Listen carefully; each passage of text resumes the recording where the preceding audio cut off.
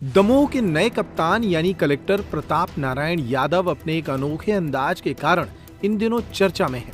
अपनी पहली कलेक्ट्री की पहली रात्रि चौपाल के लिए उन्होंने किसी शहर को नहीं बल्कि तेंदुखेड़ा के दूर दराज गांव दौनी सरकार धाम को चुना, जहां रात 8 बजे से लेकर 11 बजे तक उनकी चौपाल चली। इस चौपाल में न सिर्फ ग्रामीणों की समस्याओं का निपटारा किया गया, बल्कि कलेक्टर ने रात भी इसी गांव में गुजारकर एक नई मिसाल पेश की। आपकी सरकार आपके द्वार कार्यक्रम के तहत मुख्यमंत्री के निर्देश पर इन दिनों तमाम जिले के कलेक्टरों के द्वारा क्षेत्र में रात्रि चौपालें की जा रही हैं। इसी तरह दमोह में 3 घंटे तक चली इस चौपाल के दौरान ग्रामीणों के द्वारा पेंशन, पेयजल, राशन, पीएम आवास जैसी अनेक समस्याओं से जुड़े आवेदन दिए गए, जिन्हें मौके पर ही सुलझाने की कोशिश की गई। हम सभी जिला स्तरीय अधिकारियों ने यहाँ आकर के सभी योजनाओं के बारे में ग्रामवासियों को बताया और ग्रामवासियों से चर्चा की कि किस योजना का कैसा लाभ उनको मिल रहा है। तो कई योजनाओं का तो लाभ अच्छा मिल रहा है और कई योजनाओं में कमी है, उनमें हमें सुधार की आवश्यकता है। जैसे कि पेंशन के लिए कई माताएं बहनें आईं कि हमें पाता है, उनके पास पेपर कहीं जल गए किसी का ऐसे अपना आधार कार्ड लिंक नहीं है या किसी के फिंगरप्रिंट मिलान नहीं खा रहे हैं, इसके कारण से उनकी पेंशन बंद है या स्वीकृत नहीं हो पा रही है। इसी तरह से जो कुछ नल के कनेक्शनों का है कि माता लोग तैयार हैं कनेक्शन कराने के लिए, लेकिन पंचायत या नल जल निगम की अपेक्षा के कारण उनको कनेक्शन तत्परता से नहीं मिल पाया है।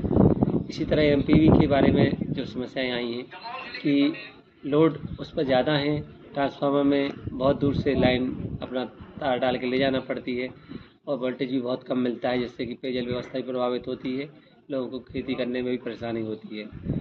इसी तरह से एक और जो समस्याएं आई हैं उनमें कुछ राजस्व विभाग की भी आई है कि आग लग गई थी मकान में, लेकिन हमें मुआवजा अभी नहीं मिल पाया है। तो इस तरह की सारी चीज़ें देखते हुए हमने निश्चित किया है कि कल हमारे समस्त ब्लॉक स्तरीय अधिकारी यहाँ बैठेंगे, कैंप लगाएंगे और पूरी तैयारी के साथ रहेंगे।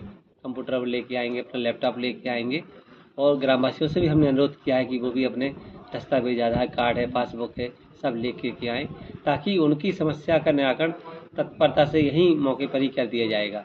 ऐसा हमारा प्रयास रहेगा कि कोई भी व्यक्ति पात्र जो है वो लाभ पाने से शासन की योजना से वंचित न रह जाए।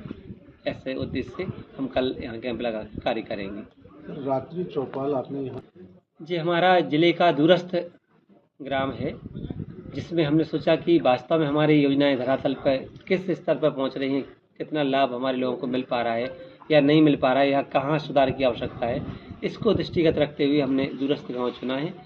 और आराम से क्या है, व्यक्ति जब ऑफिस जाता है तो एक मर्यादा होती है, वो अपनी पूरी बात नहीं रख पाता है, यहाँ खुले दिल से अपनी बात बताता है और वास्तविकता हम सबके सामने आती है, ताकि उसका निराकरण हम ठीक ढंग से कर पाएँ।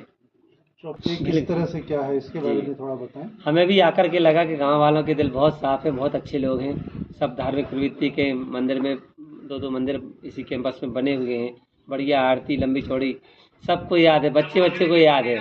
मतलब निश्चित रूप से वो डेली यहाँ पे भजन कीर्तन और भगवान जी की आरती में शामिल होते हैं और सभी ने बड़े प्रेम से हम लोगों को सुना और सभी ने पूरा सहयोग किया। बड़े अच्छे से उन लोगों ने सब खाने पीने की व्यवस्था से लेके सब कुछ अच्छा लगा हमको। उनके साथ बैठकर खाना खाने में बहुत आनंद आया और उनसे मिलकर भी बहुत खुशी हुई। और हमारा प्रयास है कि जो हमें दायित्व शासन ने दिया है उसे हम सभी मिलकर के पूरी तरह से निभाएं और इनको लाभान्वित करें। अगली सुबह का नजारा और भी अलग था। जल गंगा संवर्धन अभियान और श्रमदान के लिए डीएम साहब ने तसला और हाथ में झाड़ू लेकर मैदान में उतरकर लोगों की मदद की और उन्हें श्रमदान के लिए प्रेरित किया। नर्मदा केयर अस्पताल छतरपुर का एकमात्र सर्व